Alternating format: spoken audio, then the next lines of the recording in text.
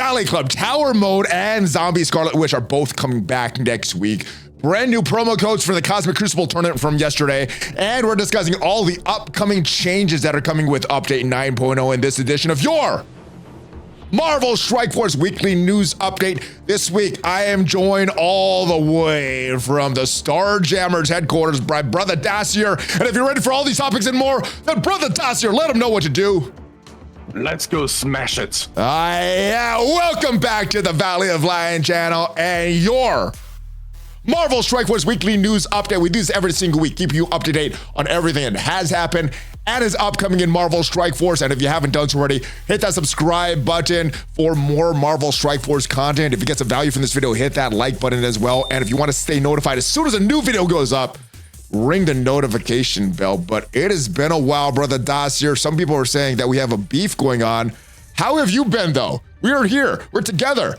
The beef. We are. The apparent beef has been squashed. How are you doing, brother? I'm doing great. How are you doing, man? Good, good. Now, we just shot a video for your channel about GT20.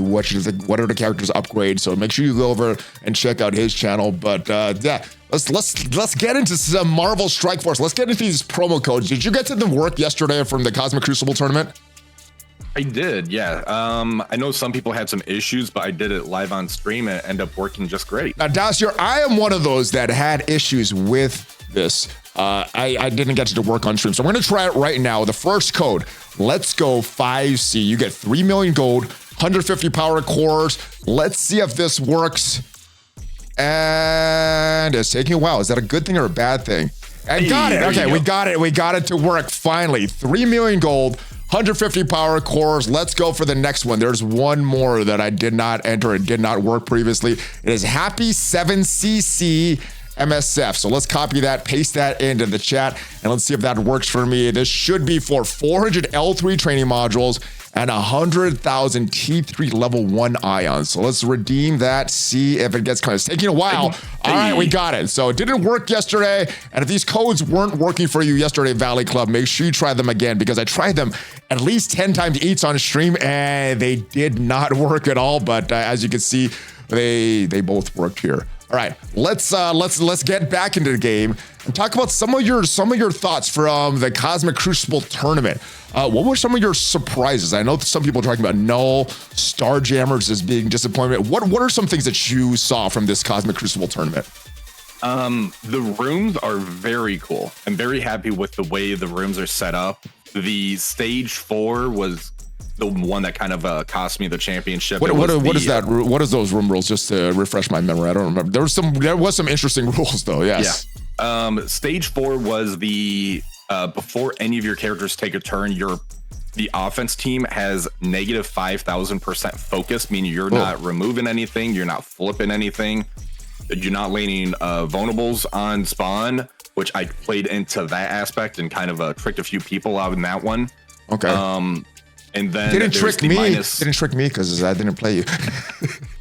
And then there's the minus 50% damage, which felt more like about minus 100% damage. Like you were doing about a third of your damage, about half your damage, if that. I think it was more than that, but it was pretty impactful. How did you like that glass cannon room? The one with you getting a lot of extra damage, way less, like 90% less health, more damage if you're a striker. That was a little weird. I saw some weird results in that room. How did you play through that room? I like that. I like it. So that one there, I was using the Odinati team, but you didn't need a pre-taunt because you could end up throwing Fortifier on Captain Britain and make him the pre-taunt off the bat. Throw Black Bolt in there. I had him as a striker, so that way his burps were actually doing something. Okay. And he also gave the health boost to the team. So I really like that room. The stage 4, the Black Knight with Illuminati Odin, that was an issue in stage 4 because you're not getting off that Black Bolt really anytime soon. So it was very impactful. I like the rooms. Gotcha. Yeah, some of those rules are going to be repeated for the next season of the Ultimate 32 that's coming up as well. So if we go take a look at some of these rooms. One thing I did want to remember was that this one, the stage 6, was also a little confusing. The speed bar, when you have speed up, you get negative speed. When you have slow, you get more speed. And that was a little tricky. Like which I couldn't remember which characters had the speed up and stuff on spawn because I didn't want them to get slowed. But looks interesting. I read that one incorrectly or misinterpreted it. Because I was thinking it's like, well, then I want to get slow on me so that way I actually outspeed the opponent. It's basically you still get the speed up for the 50%, but you also get the negative 50%. So it's basically saying, is it just a wash? Speed up, do nothing? it's a wash. Okay, so the speed actually functions properly. You're just also getting, so nothing happens then. Nothing happens with this. Yeah, speed so up and slow does nothing. All right. Yeah, those do nothing. You can't like get turn meter gain like Old Man Logan. You can't do turn meter rewinds. So really the only way to outspeed your opponent is by bringing characters like Night Stalkers in that gain the extra speed and Star Jammers. This is the big one, right? The speed bar cannot be increased and decreased. So yeah, the Apocalypse Empowered Basic wasn't working. Yeah, as you mentioned, Old Man Logan wasn't working. There was a lot that wasn't working. It shuts down Kahori. Yeah, Kahori in that room wasn't that good. So yeah, we got the glass cannon stage for Ultimate 32. We got the Toxic, the offense and defense. The characters take on character's turn, attacks self for 15% of the character's max health. This reduces max health, so they cannot heal after that. And then that room that you mentioned that was stage 4, lower the focus by 5,000% and damage by 50%. Non-Mephisto characters. So that I saw that as more of just a screw you to Mephisto and Kahori, and didn't really affect anything else. That's gonna be interesting for the Ultimate 32 coming up. Any plans for this? So I think this is going to be after this current season in Cosmic Crucible, but do you have any plans for this yet? Or are you going to kind of wait till the season is done to start to plan out what you're going to do for defense? I have an idea. The last time there was Ultimate 32, it's nothing held on defense because we had so much for offense. Yeah. So I'm going to have to play into that, unfortunately. I kept trying to make it to where I could kind of theory craft a good defense. Yeah. I'm just going to throw whatever on there and just try to one-shot everything. So I have Odin, Mephisto. I'll have everything on offense. Well, hopefully the temp bonuses work this time because there's going to be 6 attacks. And the first time they unlocked they launched the Ultimate 32, you only got a decrease for your first 2 attacks. After you did your first 2 attacks, you could attack. It doesn't matter because you're not going to lose stuff. So this blog post indicates that it's going to be working correctly, but we'll see. We'll see if it is when it comes back. Yeah.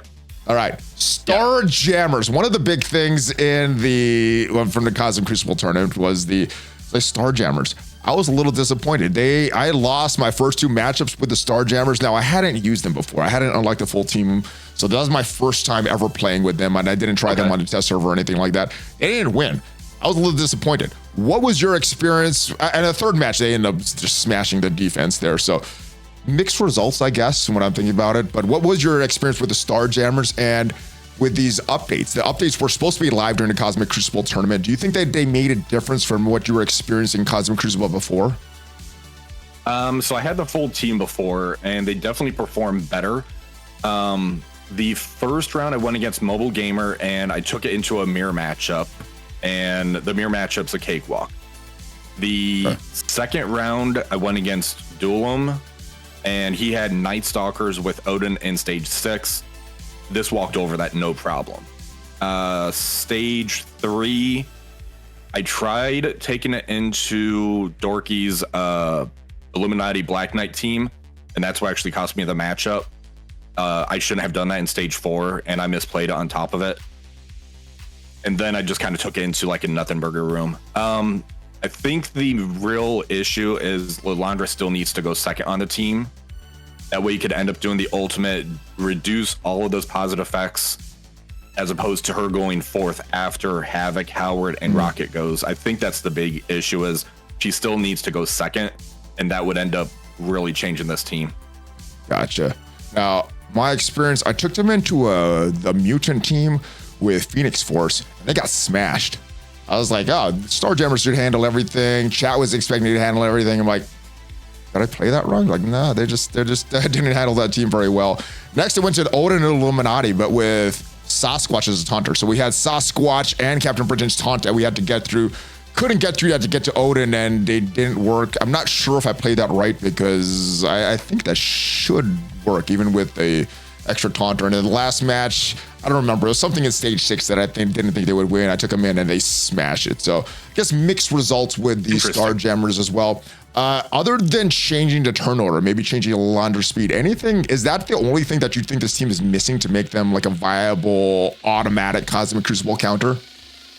I think so. Havoc being able to clear the charge and positive effects with the ultimate, that's great because that really gets you off one of the taunters.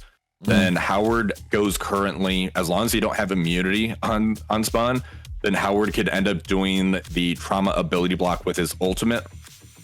And then Rocket does the assist to basically call an assistant plus Groot. So it's like a triple or quad tap, depending if you have Groot as a skirmisher.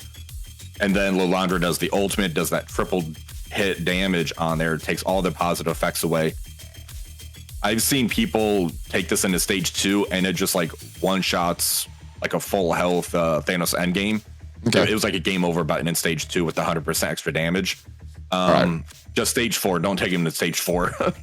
All right, so what are you doing for Professor X? Has any of these reworks shifted your value for taking?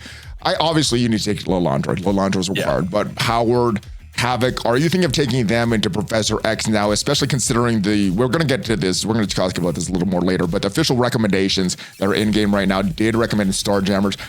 Personally, I still don't see a lot of value for this team outside of Cosmic Crucible. Do you see any Dark Dimension value, or is this just one of the scenarios? Yeah, they're going to have value later. They're going to suck in Dark Dimension, but they're going to get the value from them later. Is that kind of why that recommendation's there, you think?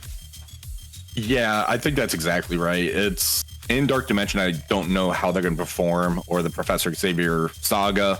I am looking to take Howard for sure because he is a tech character.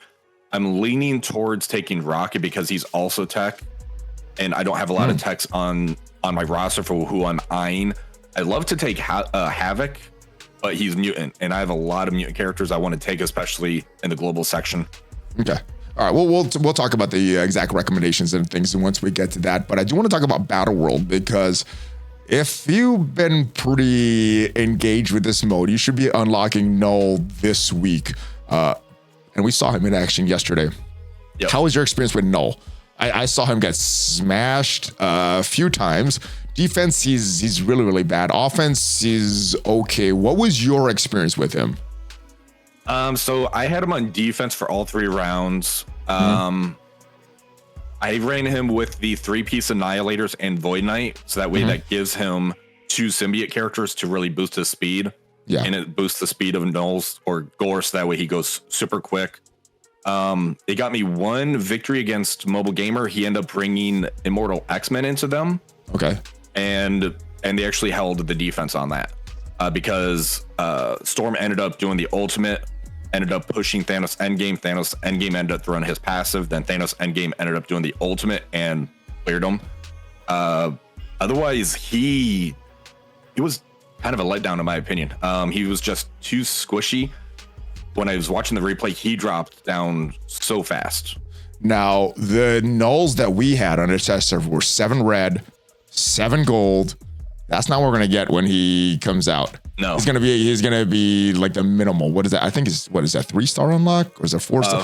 4. It's gonna be really low. It's not gonna be that level. So once, do you think people are gonna be very disappointed once they finally unlock Knull? Considering we were using a 7 yellow, 7 red on that test server.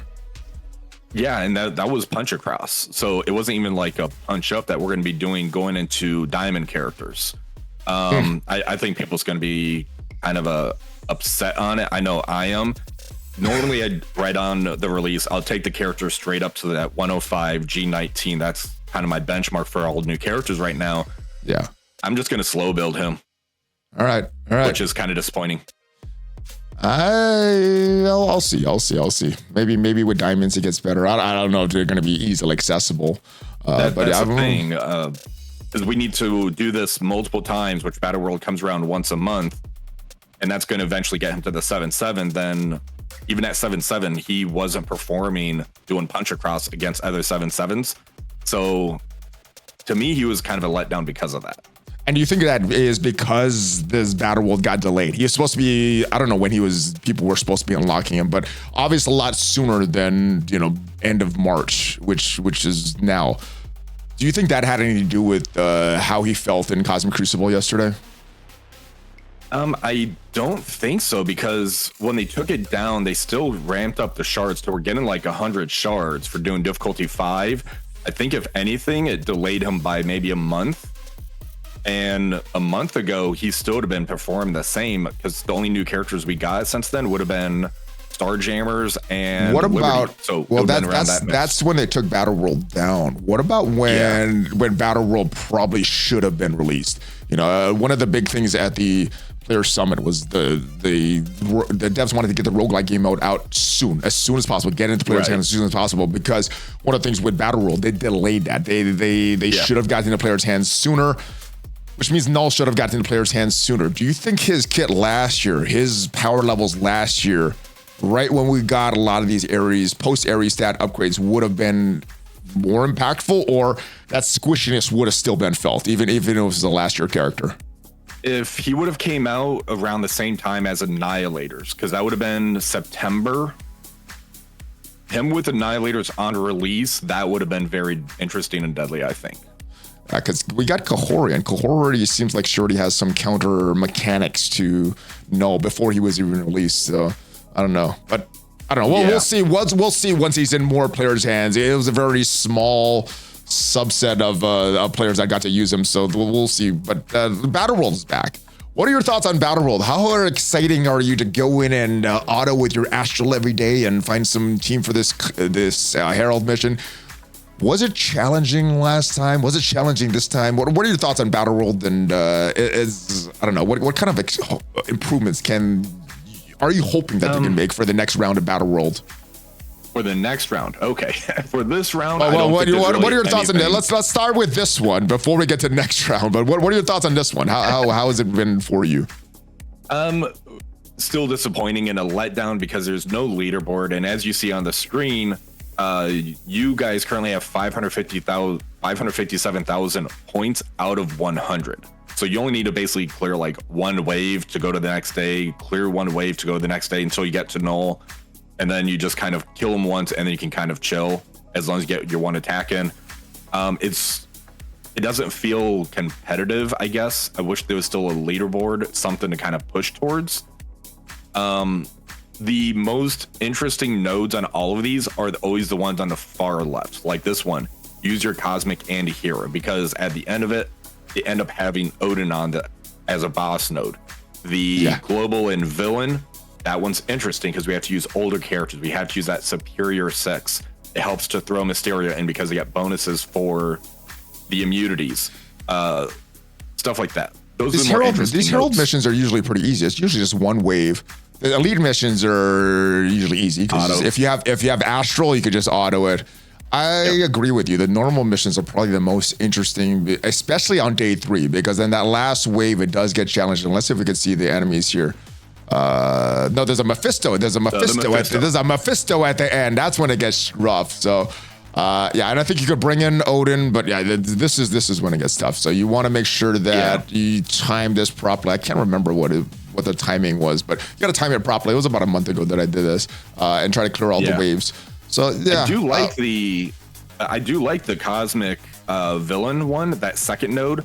That's the Endless Vampire Wave node. That's interesting. I forgot about this. This is fun. Like this is the mechanic that I want to see more of, like weird stuff, that weird gameplay. And I think that's when we went to the Players Summit. This was one of the things they wanted. They wanted this to be kind of a weird game mode, new mechanics, new feel, but it ended up turning into like a Raids 2.0. And they mentioned that a few times as well. So this was not what they wanted. This was not what was presented to us. But hopefully in the second version, we will get some features to make it a little more fun, add more fun to this game mode, because I think there is something here.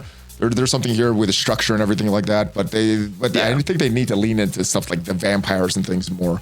Let me know in the comments what you would want to see from the next version of Battleworld as we go down and discuss the official recommendations from Scopely for Professor X. And if you want to see them, they're at this events section here. If you go to, where's that Professor X unlock? There it is. Right there. All right, so if you click on go, it doesn't do anything. So if you click on the I, that is when the recommendations. So let's talk about this real quick.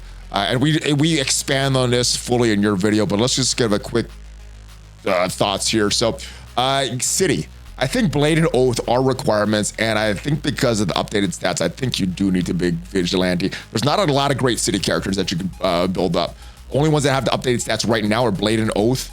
Only ones that will have it will be the Vigilantes. So I don't think you go back and build a Spider Society or any Sinister Six, Superior Six. I think this is the best recommendations. Any feedback on this? Yeah, that's pretty much what I'm conceding, because I tried definitely looking at it. It's like, do I want to take that Spider Society? The old outdated stats, I think that's going to be a detriment when we need to get those 3 stars on them. So unfortunately, I'm going to have to pull the trigger, I think, on the 3 new ones. Yeah, especially moving forward, right? Because after you bring them to level 105, put that gear tier 20 on them. If you do that, it's just pretty much for this Professor X Saga. You're not doing that for the raids. You need the Vigilantes for the raids. So I think it's a waste of resources to put anything on the Spider side at this point. Same. All right, Apocalypse, Ares, Orcus. I think Apocalypse is a good recommendations. What are you thinking off the top of your head for Villains Global? Obviously, I wouldn't make any recommendations until this gets closer. I wouldn't upgrade your characters unless you know for sure that you got this. But what are you leaning towards right now? Orcus, something else, some other Villain Global characters? So I hate bringing in like full origin traits when I plan for my Dark Dimension stuff. So them saying like Orcus, that means 3 tech characters, a mutant, and a mystic character. That doesn't sound terrible in that aspect, but I still like to try to spread it out a little bit. Okay. So I am looking at Lady Deathstrike. I am looking at Apocalypse. I want to take Agatha, who's a mystic character. I can see the appeal of Ares if you're like heavy into war and everything, but that him being required, I don't know if. Well, these are recommended. These aren't required. But one thing that Ares would have is the safeguard, and not have the enemy spawn with safeguard. That may be important in this Professor X Saga. That may be nothing in this Professor X Saga. So I don't know. We have Apocalypse, who does the same feature. I always do that in Crucible. Yeah. Like people are like, "Why are you bringing Ares? You got Apocalypse." Like, oh yeah, they do the same thing. No safeguard. So I forgot about that. There's no, as I say that, there's no point to bring both of these characters because you're bringing them for the same thing, or not bringing them for the same, but you're bringing Ares for the same thing that Apocalypse does in his passive. All right, let's move on. Hero Global, Liberty, the new Liberty team. I was pretty impressed by Liberty and Cosmic Crucible. They're supposed to be a war team. I went in full Liberty yesterday. Obviously, I don't have my Liberty built up, but on the test server, there's equal stats. They were good on offense. We placed them on defense in that last round. They were pretty good on defense. So I'm pleasantly surprised by the performance of Liberty and Cosmic Crucible. Are you going to build them up? Obviously, Old Man Logan's a great choice. Jean Grey is a raid character. So getting that extra value after Dark Dimension, or I keep calling it Dark Dimension, after the Professor X Saga is probably a good thing for that. But Liberty for war, is that where you're leaning for the Hero Globals? That's going to be the one where I really want to wait, because we have the Thunderbolts movie coming out early May. So I'm hoping that we get the new Thunderbolts team and they're going to be Hero Global, because we ended up doing the vote on the poll for the Thunderbolts, which was Victoria Hand, should be a hero character, Hyperion, and Songbird. I'm hoping they're going to end up. And Ghost and Taskmaster, right? Oh, villain. Those 2 are villains, but the other 3 are heroes. So I'm hoping that I could try to maybe use them over Liberty. I want to see and really compare kits to see which one I want to go with. Yeah, and we discussed a little in your video. We don't know how long it's going to take to get to these characters. This may be months down the road, and Liberty is maybe not outdated in war, but maybe outdated for this, and there may be a new team coming on. But if it's really quick, Liberty might be the best option. All right, Villain, Cosmic. Annihilators, I think that's a great choice. Mephisto, that's a great choice. Knull, that's a great choice. I don't see any other characters. I don't see any other way to go with this. Anybody else that stand out for you for Villain, Cosmic characters? So Knull, we were talking about him as far as like how much kind of a letdown I think he was. But I think the reason he's on there is because of the darkness. So we're going to have the battlefield effect on our side for Mephisto. We're going to have it on the enemy side for Knull. They're going to have darkness. They're going to be hitting each other. I think that's why they recommended him. His kit looks solid on paper. It really looks good on paper. It looks great on paper. His new mechanics and all that, it really looks good. So I'm hoping that the version we see on paper actually translates to that. So I think this is the way that I'm going to go. And then Hero Cosmic. We need Lilandra. Starjammers are recommended. You talked about a few of those characters. Odin, I think, is a great choice. Kahori is a great choice. Lilandra's needed. We talked about Howard, not Havoc. Who are you leaning towards again? Howard and what is your Howard last and choice? Rocket for Starjammers. They're both tech. And I have a lot of tech on my list as far as characters. So that's why I was leaning more towards Rocket. If I can spare the mutant, but I also want to make sure I have enough mutant gear for Professor Xavier once I unlock him. So I need to like really plan even beyond the Professor Xavier saga. So that makes sense. That makes a lot of sense. So that may be what I'm recommending. I'm really leaning. I don't want to build up Howard just for this and then not get a lot of value. So this would be the last thing that I look towards for that. But let me know. Howard at least has like a plug and play feature to where you can kind of shut down that turn meter. So you can always break them up. Is that just in Cosmic Crucible? Or is that in all game modes though? I thought that was Cosmic Crucible only. It's just Cosmic Crucible, but if you ever see like a Kahori or Super Scroll or any like speed characters, you can always throw her in there and just throw him in there and kind of shut them down until he takes his turn. Okay.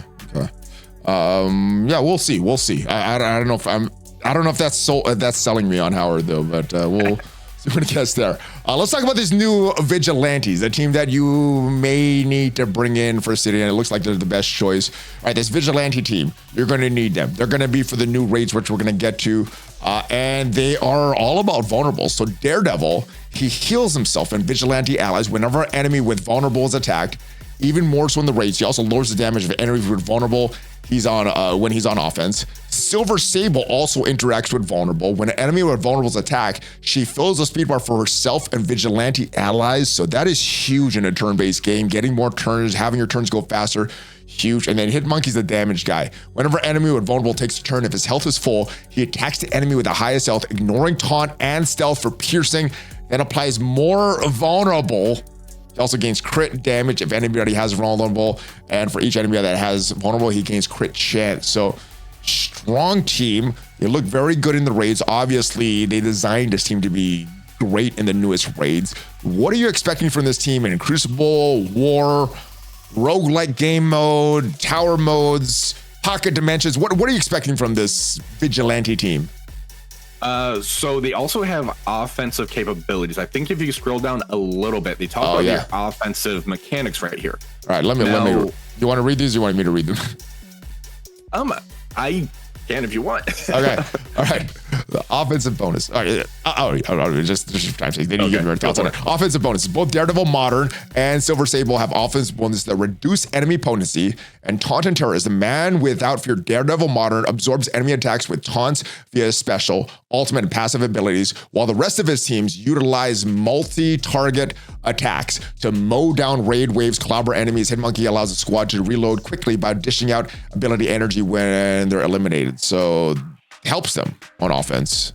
Is that what you're talking about, or is there more that missing? So that's definitely what I'm talking about. A lot of their kits function in 3 different ways. There's going to be kind of the set way the kit works. There's going to be the raid portion of the kit, and then there's going to be, unfortunately, like a full team portion while on offense. The big 2 that I want to address is going to end up being Daredevil Modern's passive, if you want to go up to that one. Okay. So under Born Again, the top line, on spawn, if this character has 4 or more Vigilante allies, gain taunt for 2 turns, safeguard for 1 turn. That right there kind of doesn't appeal to me, because if we look at other raid teams, such as Orcus, Sentinel needs 2 more allies. Man-Thing needs 3 more allies. This one here, you need a full team to really get the full capabilities of this team. The other big one that's kind of something I'm not happy about is going to be Silver Sable's passive, where she does the turn meter. For Silver Sable, in raids on spawn, fill speed bar by 15% plus 5% per Vigilante ally, herself and all Vigilante allies. And when an enemy has vulnerable is attacked, fill speed bar. So all of the speed bar gain and the pre-taunt portion you either need the full team or in raids. I think if they opened that up to maybe Daredevil needing 3 or more allies, and maybe at least have one of those lines, like maybe the fill speed bar on spawn was outside of raids, then they would really perform better as a full team outside of raids.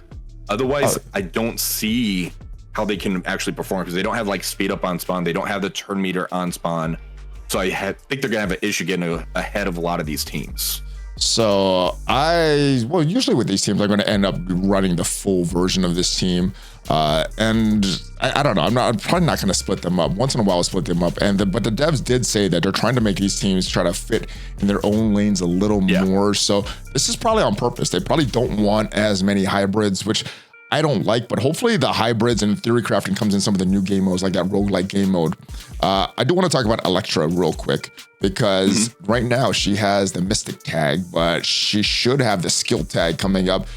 So if you're thinking of upgrading her, wait to do that. Yes. At least after level 100 for those race 105 milestones, because you could double dip, kind of like you did with the Spider Society. You could double dip with them, but now this is a modern team with updated stats. So wait till Elektra has the updated stuff. It has all the tags before you upgrade her past level 100 if you want to get all that stuff.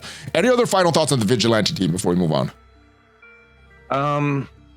I'm a little disappointed that Daredevil's the tank on the team and not like a brawler like the one that we currently have. Is that a bad thing? Because we already have a Daredevil brawler. Is that a bad thing? Yeah. That is. Okay. Yeah.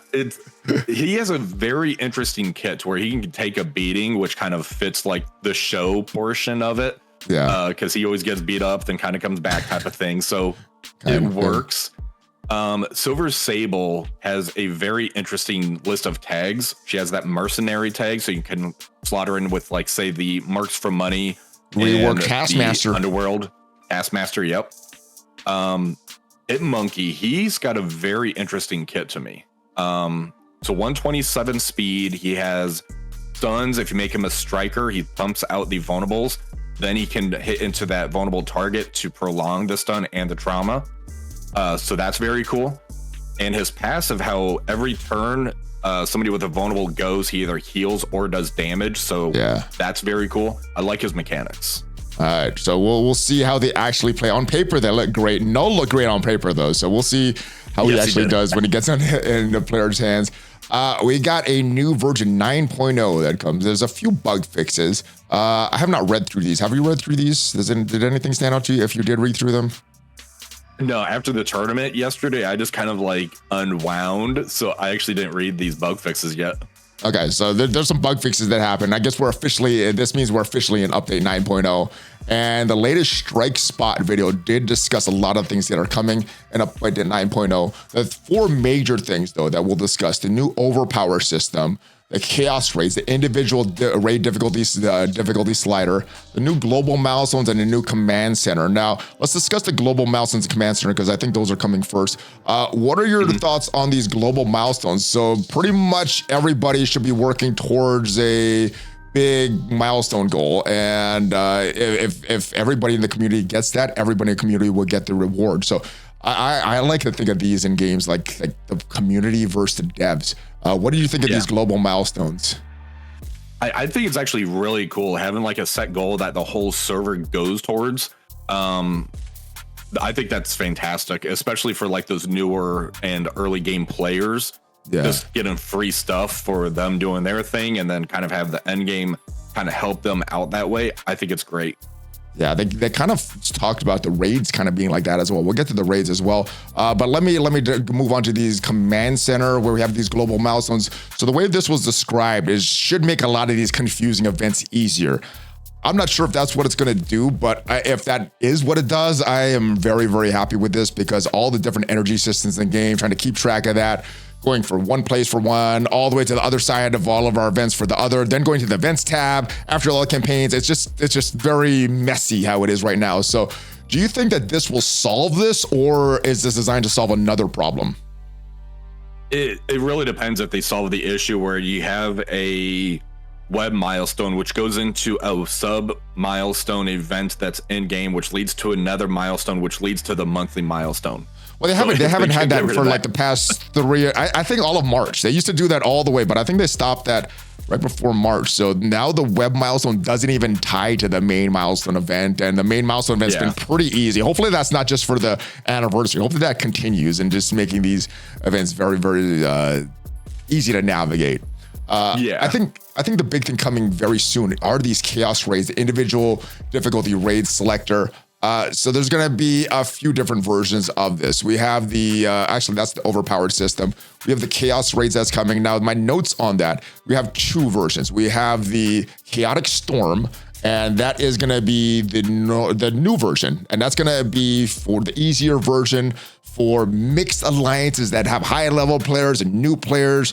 What you could do, the difficulty will be on an individual basis. So you could change the difficulty per node. You could change the difficulty of the boss. You could reset this while you're in the middle, and everybody's going to have a different difficulty. I think that's great. When I first heard about this, I'm like, that's awesome. So now if a high level alliance wants to bring in a new player, they can run these chaotic storm raids and do that and not miss out on too many rewards. Obviously not as much as the chaotic storm omega, but you're not missing out on too many individual rewards if you choose to run this. What are your thoughts on this and player catch up and this for mid game and new players? Yeah, the thing I really like about this is how there's 8 lanes for this one. So if you don't have a full alliance and you're starting to ramp up, because they're going to be sunsetting I think the Doom raids or just the Ultimates raids, so that you can kind of start at this one. It's going to be the 8 lanes, and everybody has their own lane that they could end up going into. They don't have to wait for other alliance members, or if it's not a full alliance, they can still get some meaningful rewards. So I love that. Yeah. For the next one, this is going to be for more end game alliances, and this is going to be the Chaotic Storm Omega. They don't have the Chaotic Storm Omega, says Orcus here still, but you're gonna have a difficulty selector for just the boss on the Omega version. This is gonna be like your traditional raids. This is gonna be the harder version.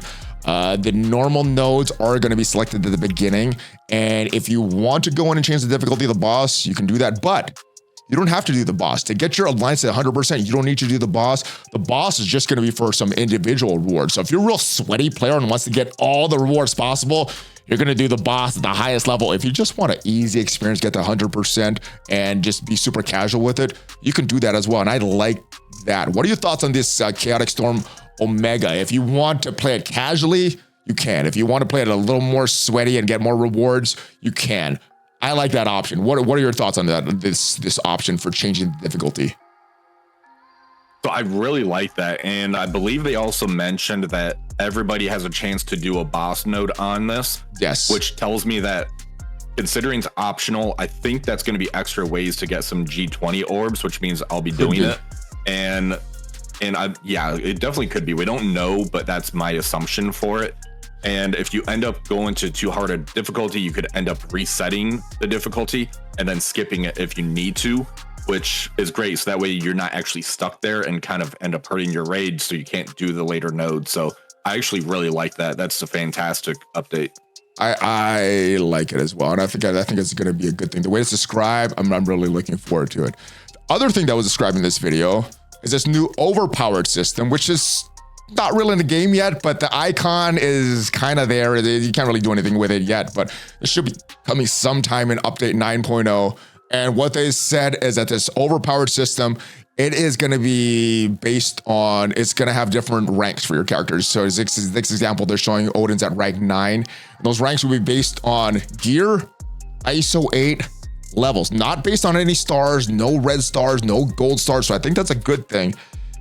I know some players were like, hey, this is the huge advantage for whales. I'm not sure. If it was based on stars, I would say, yeah, this is just making the Krakens better. Because it's only based on those 3 things, the gear, ISO 8, and the level of the character. I think of a brand new character, as soon as you get them unlocked, you could get them to a really high rank, even though they may not have a higher power. And that could be a good thing. I see the fear of the community, right? You're making stronger characters even stronger.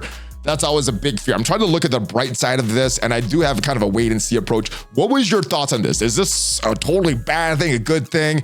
I know some envoys were able to test the overpower system on the test server. I don't know if you were able to test it or not. So what are your thoughts on this right now? So I don't remember testing the overpowered system because I was really busy during that time. Okay. Yeah, I didn't get a chance to test it either. I think I was one of the few that were still kind of pushing back on it. Because I know Dorky was at first, and then he's like, okay, so yeah, it's not as bad.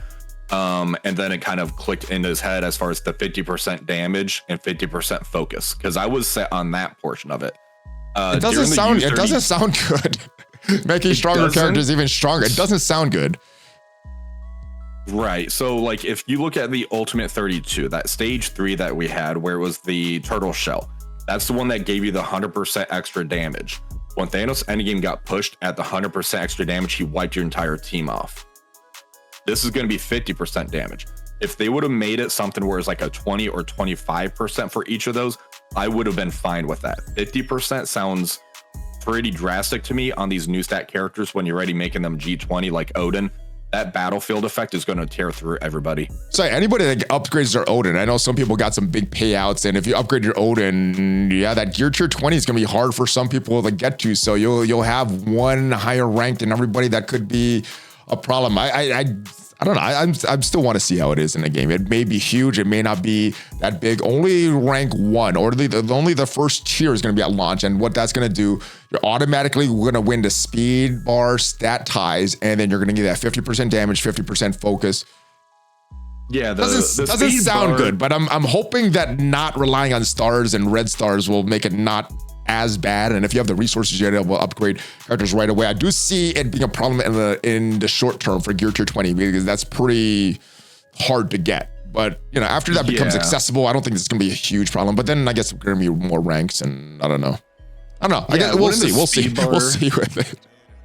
Yeah, winning the speed bar tie, that doesn't really like affect me because I can always try to craft a team to get ahead of the opponent or to try to throw them off to where they need to try to do other things around it. I'm fine with the speed bar tie. I just think the 50% is too much. I think it should have been about 25%. And then when it goes to like the tier 2, then it can go to like the 50%. I think that's something that they could have done. It sounds like a lot. It sounds very big to me, but I want to see it. I want to see it. I want to see it in the game for a little while before I start to say, all right, this is good, or this is horrible. You guys need to change this. I'm gonna wait till it's in game for a little while. All right, Discord. This was a huge thing at the Player Summit. They made a big deal out of this. This is the first game ever integrated with Discord. I don't think they made a huge deal about it in this video or not, with the video, but you're going to be able to link your account to Discord. Now, I'm not someone that uses the communication system a lot. I don't chat too much in Discord, except in the Envoy chat, just so I can make videos and stuff like that. But how big is this for alliances that communicate a lot, that need to communicate, having it integrate to Discord? I'm not sure exactly how it's going to work once it's integrated in Discord, but how do you think this is going to work? So I watched the video. I'm actually very impressed with this. This is an amazing tool, and the fact that Marvel Strike Force is like the first or one of the first games to be able to do this. The first game, they said. The first. Yeah. That is amazing because there's so many games where it's like you need to have Discord to really get a full communication with your alliance, because the in-game chat system is usually bad in a lot of these games, and them just saying, hey, let's work with Discord, get this thing together. This is fantastic. I love it. Yeah, I think this is good. And then what they also said is that Marvel Strike Force, even though, Monopoly Go is making a lot of money, Pokemon Go, they just bought that. Marvel Strike Force is really leading the way for a lot of the other Scopely games with their innovations, stuff like that. So this may be something that a lot of other games doing, and Marvel Strike Force is the first one to go through it. But there was a lot of other things that were discussed at the Player Summit. I know it was really, really last minute. Not everyone was able to go for this, but a couple big things that we did discuss during this. The roguelike game mode, we get to try that out, and then some war changes. The 3 big things that they wanted to do with these war changes: to move away from efficiency, to move away from full clears, and base the scoring a little more on the high level, high level decisions, like where you place your rooms, which rooms you take out first, things like that, which rooms you're going to boost. Do you have any questions for that? Because I revealed a few things in the videos. Is there anything that wasn't clear, or any things you still are wondering about that I may be able to answer? I think the big thing is them stating up front that they're leaning towards kind of stopping or slowing down the full clears. I think that's a great precedent and something to set to the community, because usually when something like that happens, like when the game of team first came out, for instance, or Heroes for Hire, it was more frustration because we didn't have the president like saying, hey, the full clears are going to start slowing down. I'm very curious as far as like how the moving away from efficiency, one initially was a race and then it went to efficiency, to what this new method is going to end up being. If it's not efficiency based, how the scoring is going to end up happening. So what I think they're still trying to work out the exact scoring, but one thing that they did want to implement was, as you clear either teams or rooms, other teams or other rooms would get harder and harder and harder. So, you know, your attacks in the beginning would be a lot easier. Attacks towards the end would be a lot harder. So you have to kind of make decisions on if you want to take out a room first and have these room bonuses apply and then maybe get less points for that, or do you want to go the harder version and get more points for something and then make it really hard at the end, but you might get more points. So I think they wanted to make it based on that, and there's a lot of details they have to work out with that, but I'm curious to see how that's going to be. I'm not really a war player. This may or may not make me interested again in war, because our alliance just kind of does our 10 attacks, and then however we end up winning or losing, it just is what happens. But I'm curious to see how these changes will affect war. Yeah, and I take it the fog of war, like where you still need to clear like one side of a flight deck to get to the next thing. I take it that's still going to be in play, right? One of the questions I asked was, can that be removed? And they didn't say no. They didn't say yes either. So I don't know. That may be something that they play with. It may be something they play with. They may want to keep that though, just for some strategic things. But I asked a question about that, removing that. Because what that you. Oh, sorry. What was? Go for it. There's a delay, so we're trying to talk here, and then once so for me, one of the things that I didn't like about war was I can't just do all my attacks right away. Removing that fog of war would allow that. I'm not sure if that's something that they want to do though. So that's what I wanted to say. What did you want to say as we kept cutting each other off? Pretty much the same thing. I was about to say, you and I is kind of the same boat, where it's like, well, I don't want to wait an hour or two and then waste a team on like a subpar team. So if they like remove the fog of war, where it's like, I could just go straight to the bridge and take out some of the big boys with some of my teams. That would be kind of interesting. Yeah, we'll see what they end up doing though. But those are the goals that they want to get. So how they reach that, I guess there's a few different ways that they could do that, and we'll see if they bring something that the community will enjoy, or if they'll have to keep readjusting what they want to do. All right, we got some events going on right now. We have the Race to 105, which we talked about. So wait on Selector for that. We have the Legend of Born, which you need to score with Battleworld battles, Lalandra and Cosmic Crucible, X-Coin Orb, and then the fragments from getting the fragments from spending campaign energy. Lots of X-Coins in this. How hard are you pushing this? Are you getting this? Are you getting this X-Coin Orb? I think it's like $15. It gets you a bunch of milestone points there. It gets you some gold, and it gets you some of these X coins as well. Did you get that? Is this event worth pushing? The last one had a leaderboard. This one has no leaderboard. So are you pushing as hard in this one based on spending campaign energy, or the one last week that was based on spending ISO 8 energy? So I had about 5,800 ISO energy saved up. The ratio for that is a 1 energy to 4 points. That got me about like 22,000 points, or 24,000 points on there. Okay. Which definitely helped for me to kind of push on this to get those X coins. I did end up buying the orb for the $15. That actually has an extra 1,000 milestone points on it. So that's another 21,000 for the $15. Because you get the 20 here and then the 1 from the actual orb. Yep. And then there was X coins in there. So that's why I have a pretty good stash of coins right now. Beyond there, I'm going to be able to hit 17. I need to see, as far as the 175K, is it going to be cheaper at the last day to purchase more milestone points? Because I'm really trying to push for this gear 20 pieces. Oh, you're trying to get this at milestone 18, these 175,000. Yeah, so I don't know if it's going to be cheaper by the time I've reached the last day of it to purchase the milestone points, or to just purchase the X coins directly, or just to pass on it So when it gets to the last day, I want to really do the math which is more cheaper or friendly, I guess, as far as that goes, because those X coins they're actually not terribly priced compared to the milestones. Yeah, if you think about it, you're spending for Professor X. This is not spending for this event. This is not spending for Patriot.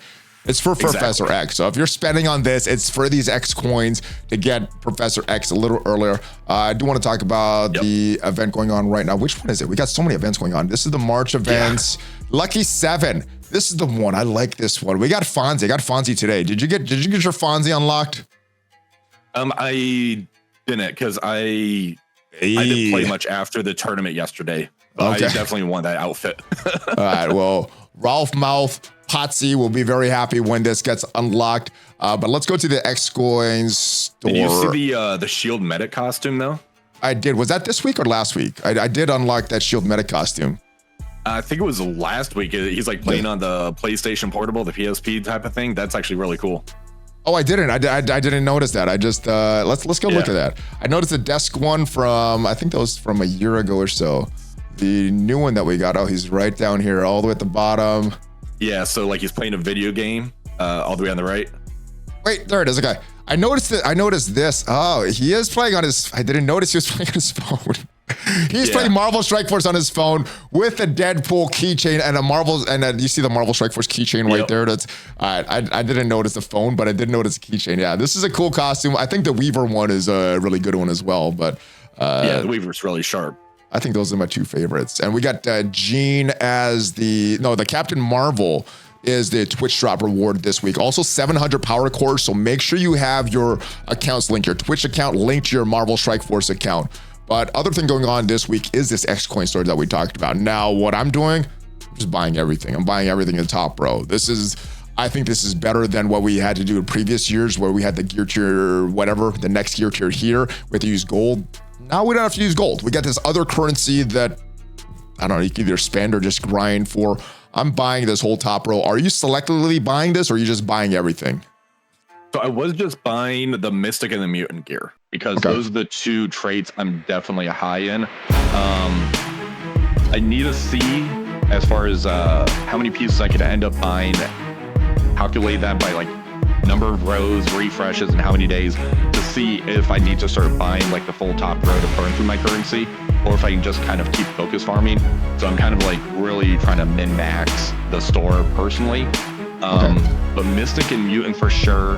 I may start purchasing some skill because of that Vigilante Team for this city section. So we'll see. That makes sense. That makes sense. Have you decided your characters yet, or are you just kind of stockpiling all your gear and gonna wait till it gets a lot closer? I have a pretty good foundation of characters I want to take. There's still some question marks at this time, such as the global section mainly for the villain and hero. I'm definitely going to have to take the Vigilante and Blade and Oath, but it's more trying to see who I want to take as the finish for the global villain and global hero section. All right. As we move for the last section, which is the... That's why I didn't say loud. I wasn't sure if I set it up or not. All right, now I got to move all these.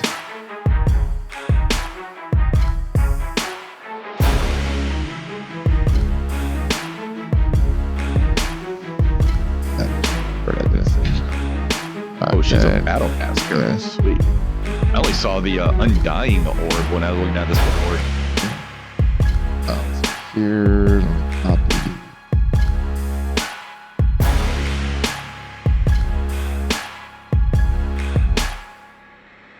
Transform.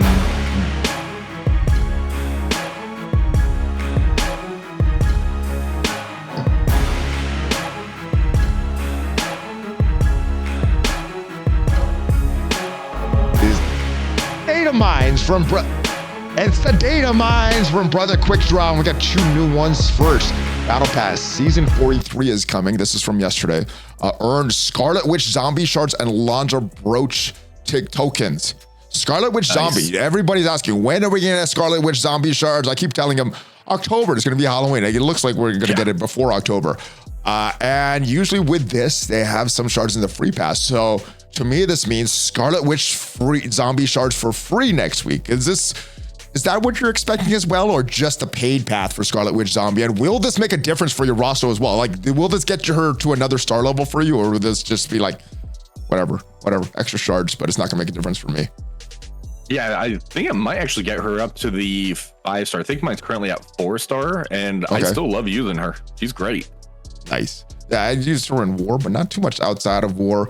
If we look, mine's is 39 out of 80. So if there's 41 or more shards, it will make a difference. I still don't have red stars on her. Did they ever release red stars, or was that just like a leaderboard event, or what? How was the red stars released for her?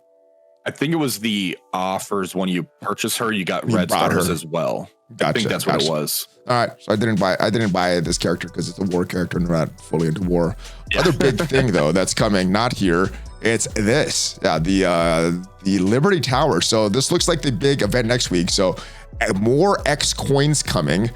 Do you know when this shop is going to go away? I want to say about 45 days. All right, let's go in game, see if it's in game. Oh, it is in game. Okay. 39 days is when it's going to go away. So it looks like it's going to be here for a while. That's good. And that, I think it said Professor X was in 25 days. So this is going to be here after the Professor X saga. So that's good. We're getting more of these coins though. We're getting more of these coins in the event. So we're getting Liberty Tower, earning more X coins. The legend continues, milestones, getting progress in the event, earning undying orbs, earning points from Liberty Tower, and playing Cosmic Crucible with Starjammers. Earn fantastic rewards, including Howard Shards, X coins, Crimson Mystic Gear. You think this is gear 20 or gear 19? I hope it's gear 20. Has to be gear tier 20. Has to be gear tier 20. It can't be gear tier 19. Who's pitching for that now? Yeah, if that happens, then I can pretty much finish up my city section. If that's the case. Hey, maybe I could finish up my Odin, get him to that next level so I could overpower everybody. Yeah. And lots of stuff went on this past week. Lots of stuff coming up in Marvel Strike Force. Lots still that we haven't seen that we know is coming in Update 9.0. What has you most excited about all the things that there was announced this past week that is coming up in the game? Oh, geez. New raids are always exciting. So that's supposed to be coming, I believe, next week. I think it was March 27th is what they gave. So looking forward to that because new things kind of like theory craft and everything. We have the new season of Cosmic Crucible. Season 14 looks like it's going to be crazy, and some people may have Professor Xavier, which means that stage 5 is going to be brutal. So I'm looking forward to facing off against that maybe stuff. towards the end of the season. Yeah, not when it drops soon.